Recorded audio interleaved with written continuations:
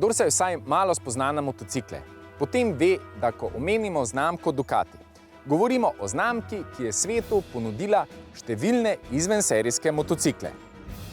Po večini so to hitri, kaj hitri, ekstremno hitri motocikli, za katere lastniki pravijo, da so vibracije Ducatijevega agregata najlepši zvok na svetu.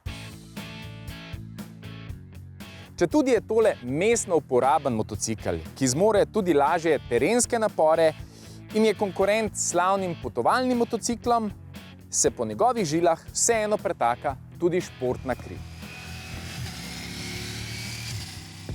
Tale podoba motocikla s 3 kovčki, ki prav kličejo po udobnem potovanju, bi marsikoga zlahka premamila in zavedla, češ, da gre zgolj za še en potovalni motocikel.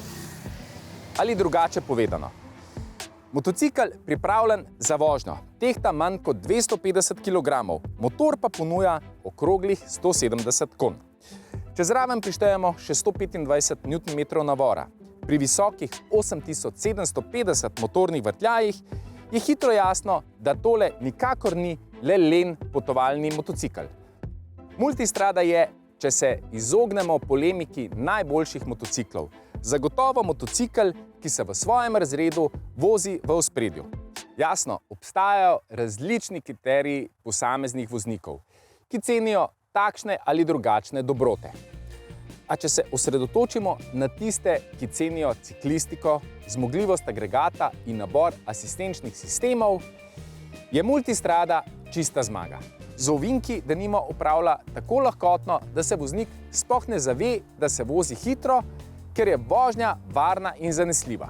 Če zavijemo na avtocesto, ne glede na hitrost vožnje, je lega motocikla oziroma sama vožnja izjemno mirna. V nasprotju s podobnimi motocikli, multistrada na avtocesti enostavno zaživi. Agregat postane še bolj odziven, hitrost vožnje se povečuje neverjetno hitro, kar pa je morda še bolj pomembno, nos motocikla ostaja povsem miren. Ja, podobni motocikli imajo težave pri visoki hitrosti in so občutljivi na bočni veter ter ne marajo spreminjanja smeri. Multistrada pa v tem uživa, skupaj z voznikom. In ko že omenjam voznika, za podajanje informacij skrbi 6,5-palčni zaslon, ki je dovolj velik in brezhibno berljiv v vsakem vremenu. A bolj kot sam zaslon je pomembno, kaj prikazuje. Če je izbira voznega programa nekaj običajnega, pa je res neverjeten nabor nastavljivih možnosti delovanja asistenčnih sistemov, podvozja in zavor. Toliko stopenj, kot jih ponuja multistrada, boste težko našli še kje in za preskus vseh nastavitev ne bo potreben zgolj čas, ampak tudi znanje. Ugotoviti malenkostne razlike v nastavitvah ni mačji kašelj. Sploh, ker je motocikel tako elegantno uglašen, da pri običajni vožnji na suhem asfaltu in dobri podlagi asistenčni sistemi preprosto mirujejo. Zelo prav pa seveda pridejo na umazanem, hladnem ali kako drugače spolzkem asfaltu, ko voznik to prezre ali pa je preveč pogumen pri dodajanju ali odvzemanju plina. Za povrhu vsega pa ne smemo pozabiti omeniti rokovanja z ekranom oziroma z nastavitvami.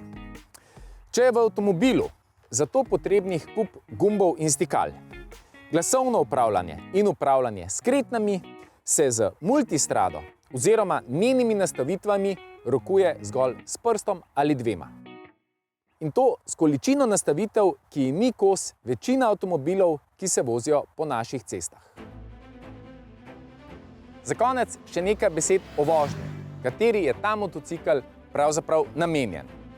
Ergonomija, aerodinamika, položaj sedenja in udobje so na enako visoki ravni, kot je zmogljiv 1158 kubičnih centimetrov velik agregat. Ovinkasta cesta je pravzaprav balzam za vsakega motorista. Tale multistrada pa se odlično izkaže tudi pri daljši avtocestni vožnji. Položaj sedenja je prijetno pokončen, vzmetenje pa zagotavlja udobno in neutrudno vožnjo. Če k slednji dodamo še radarski tempomat, ki samodejno prilagaja hitrost vožnje glede na spredaj vozeči promet, je jasno, da voznik res nima veliko dela. Če tudi se sami pri sebi prepričujete, da to ni motocikel, s katerim bi se vozili, se pazite. Če ga boste preizkusili, se boste verjetno prenehali prepričevati ali začeli prepričevati, zakaj bi ga imeli.